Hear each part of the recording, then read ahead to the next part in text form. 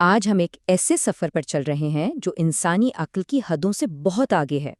ہم پیغمبر اسلام حضرت محمد مصطفیٰ صلی اللہ علیہ وآلہ وسلم کی زندگی کے ان غیر معمولی واقعات کا جائزہ لیں گے جن کا ذکر ہمارے ذرائع میں ملتا ہے۔ آئیے ذرا اس زمانے کا تصور کریں جس کا ذکر یہاں ہو رہا ہے۔ ایک ایسا دور جب ذرائع کے مطابق ہر طرف جہالت کے اندھیرے چھائے ہوئے تھے۔ عرب کے ریگستانوں سے لے کر بڑی بڑی سلطنتوں کے محلات تک انسانیت جیسے ایک رہنما روشنی کا انتظار کر رہی تھی۔ اچھا، آگے بڑھنے سے پہلے یہ سمجھنا بہت ضروری ہے کہ معجزہ آخر ہے کیا۔ یہ صرف کوئی حیران کر دینے والا واقعہ نہیں ہوتا، بلکہ ذرائع کے مطابق یہ کائنات کے بنانے والے کی طرف سے ایک ایسی گواہی ہے جو فزکس کے عام اصولوں سے بالکل بالاتر ہوتی ہے۔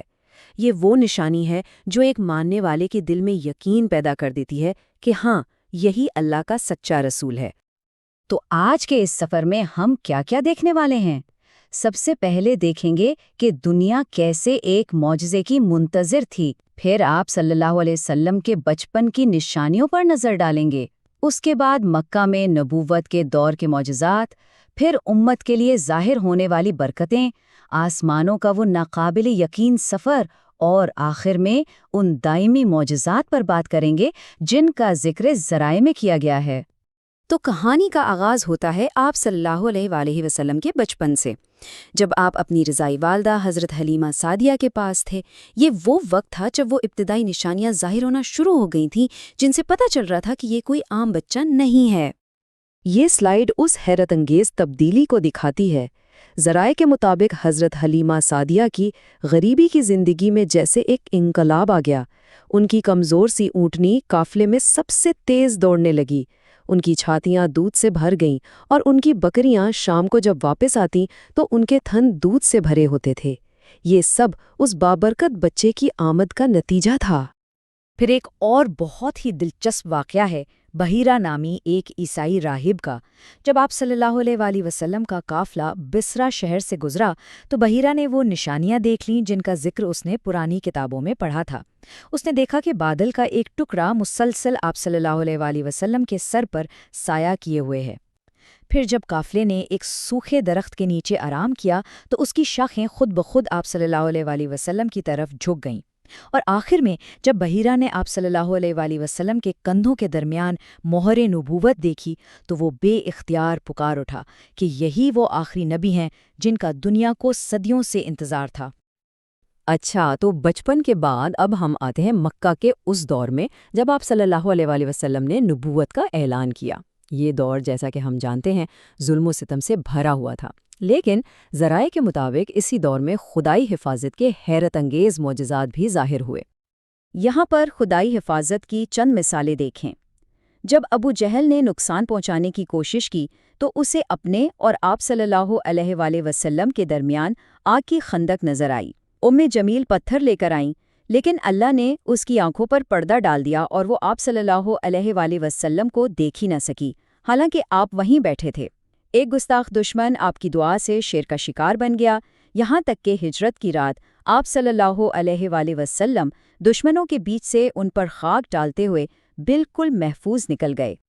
تو جب ظلم اپنی انتہا کو پہنچا تو مکہ کے کافروں نے ایک ایسا مطالبہ کر دیا جو ان کے خیال میں ناممکن تھا۔ انہوں نے کہا کہ اگر آپ سچے نبی ہیں تو ہمیں حتمی ثبوت دکھائیں۔ وہ کیا تھا؟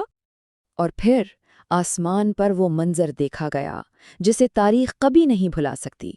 ذرائع کے مطابق 14ویں کی رات تھی، اور آپ صلی اللہ علیہ وسلم نے صرف اپنے انگلی سے چاند کی طرف اشارہ کیا اور دیکھتے ہی دیکھتے چاند 2 ٹکڑوں میں بٹ گیا۔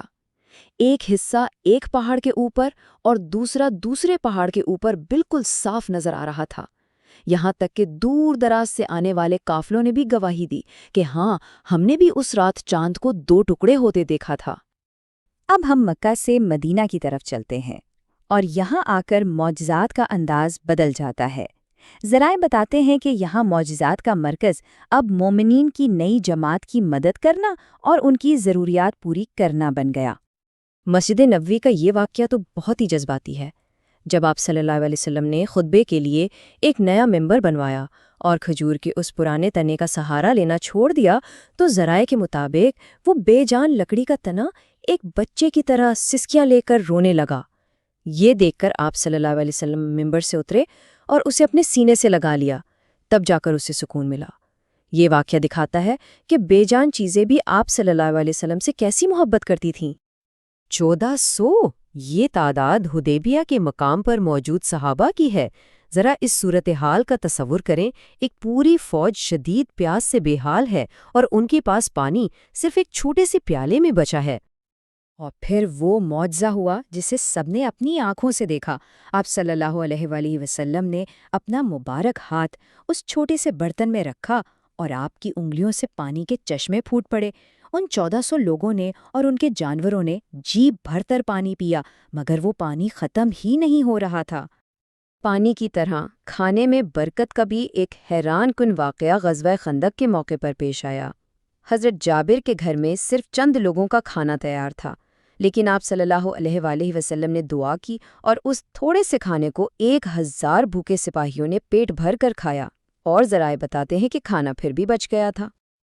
اب ہم اس داستان کے عروج پر پہنچتے ہیں، اسراء اور معراج، یعنی آپ صلی اللہ علیہ وآلہ وسلم کا راتوں رات مسجد حرام سے مسجد اقصیٰ اور پھر وہاں سے آسمانوں کا معجزاتی سفر۔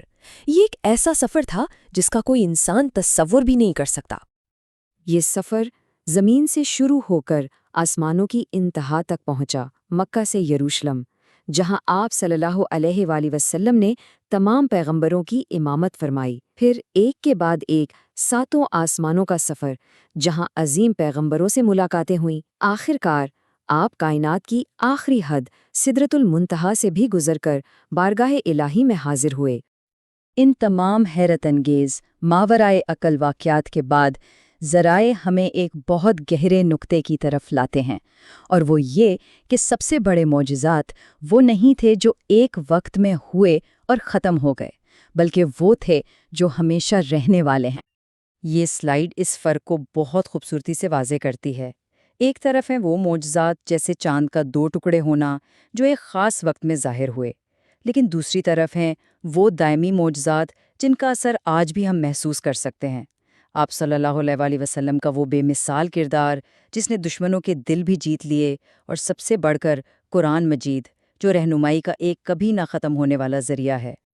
اور آخر میں ہم اس تجزیے کو ذرائع کے اسی طاقتور خیال پر ختم کرتے ہیں کہ بھلے ہی وہ ظاہری معجزات آج ہماری آنکھوں کے سامنے نہیں، لیکن ایک زندہ معجزہ یعنی قرآن آج بھی ہمارے ہاتھوں میں موجود ہے، جس کی روشنی قیامت تک ہر بھٹکے ہوئے انسان کو سیدھا راستہ دکھاتی رہے گی۔